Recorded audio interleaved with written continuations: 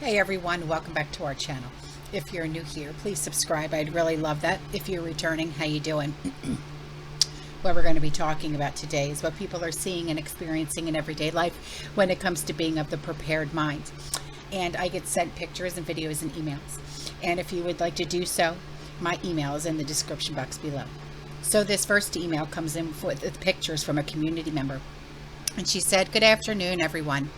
A dear friend got me beef fat so I could render it. It took me 2 days to do it. It wasn't difficult at all. I ended up with 3 quarts that I pressure canned for long term. These are awesome. And what an inspiration to be able to do this. I've never done this myself. Wow. These pictures are awesome. Thank you so, so much. And the end result is awesome. Yeah.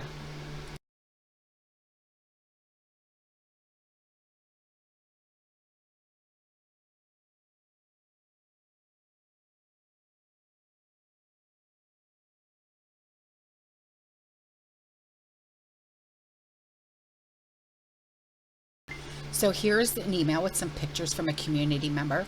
She said, "I take packages of Hamburger Helper, Rice-A-Roni, mac and cheese, cereal, etc.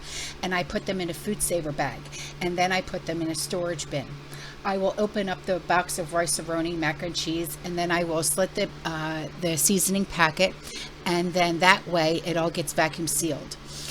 I recently found mini size saltine crackers and tried putting them in food saver bags, and they look okay to me. Would it matter if they cracked much anyway? It'd be for soup or to put in a meatloaf, etc. I also vacuum sealed some almond flavored Cheerios and cinnamon Cheerios. Didn't seem to crack much from what I could tell. Thought I would send this info and pictures if anyone is looking for some new ways to store food and utilize the space that they have.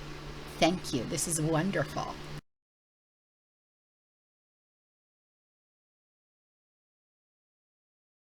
So a community member wrote in and he suggested a book to the community. It's called When Life Nearly Died. He said, and similar books as well, volcanoes are a big driver of weather and climate. So I'm going to leave the link to this book, When Life Nearly Died, in the description box below. So in case you're interested in purchasing this book, I'm more than likely going to be purchasing this book as well to expand my my library here in the house, because this is the kind of book that me and my husband like to read as well. So if you're interested, the link is in the description box below. Okay. So here is an email from a community member, and she said, "A relative works for Bank of America. An impromptu meeting was called this week to announce a freeze on hiring. Reorganization initiated to avoid layoffs at this time. Some employees have resigned." Wow. Okay. Thank you. Huh. Thank you very much. So here's an email from a community member, and she also sent in a screenshot that I will put up for you. She said, "I am bringing this to your attention because it's important to parents. You may have viewers from Pennsylvania, but eventually this will trickle down to all states that I'm afraid. We have legislation that didn't get a hearing. It wasn't up for debate. No voice from the other side. HB 1422 takes away funding from cyber schools. Just like this, many more bills will just be slid under the table." Personally, this was a way to keep my children home from being brainwashed with ideology that we don't believe in. She said, if it wasn't for me taking my children out of brick and mortar schools, my kids would not have been able to read, write, phonics, math, and cursive. I had to witness my children's kindergarten and first grade year as a free-for-all. Most of the curriculum in brick and mortar does not have the same standards or structure as online. This is a discrete way I see as them trying to defund cyber schools as well. Many other things they have defended, such as firefighters, police, nursing, doctors, now our Department of Education. The state does not raise my kids. I do. I will forever be an advocate for the children. Leave them alone. Yes, I agree with you. So this that I'm going to put up for you says on Tuesday, the Pennsylvania House Education Committee voted yes on House Bill 1422. If the bill is approved by the House and Senate, it will have a significantly negative impact on more than 60,000 cyber charter schools in Pennsylvania. At this time, we do not know when the House and Senate votes will be held. I want to assure our family and friends that has your future in mind and is already responding. I traveled to Harrisburg to meet with legislators, participate in the Pennsylvania Coalition for Public Charter Schools press conference, attended the vote, and expressed strong disapproval to legislators afterwards.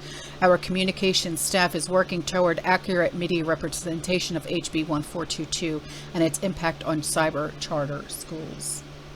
Wow. So what I'm going to talk about right now is something that I found starting July 1st, okay? And this is for the state of Florida because, you know, Ron DeSantis, and please don't come for me and say, oh my God, you hate him. No, listen to me. Okay, he said that there was not going to be any CBDC in the state of Florida. Well, he lied, okay? Because it says right here, SB 7054, Central Bank Digital Currency. And it says central bank digital currency, defining the term central bank digital currency and revising the definition of the term money for purposes of the Uniform Commercial Code, etc. And it says, let's see, right down here, May 12th, 2023, approved by the governor. Yeah, so he approved this back in May, and it's coming to Florida. Okay, so when he said that no, he's not going to allow it here, he already approved it back in May. And that's how I'm taking it, by reading this, and I will put it up for you, okay, so you can see exactly what I'm talking about. Here you go.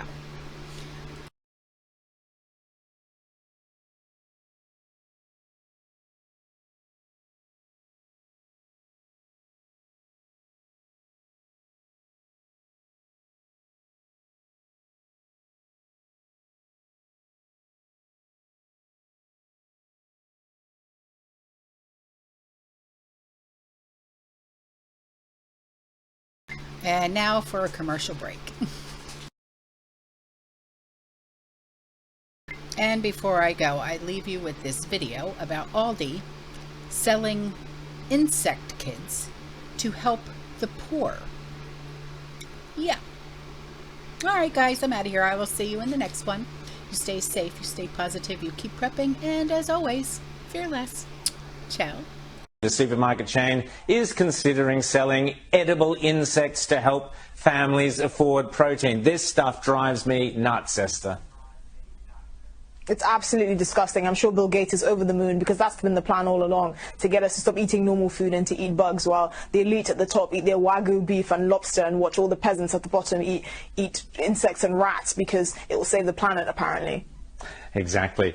Well, it won't be on my menu. I hope it's not on yours, Esther. Good reason to avoid Aldi and go and find a decent steak. Look for an Aussie steak, Esther. If you're going out for a steak, make sure it's Australian or New Zealand. They're the very, very best. You will eat the bugs and the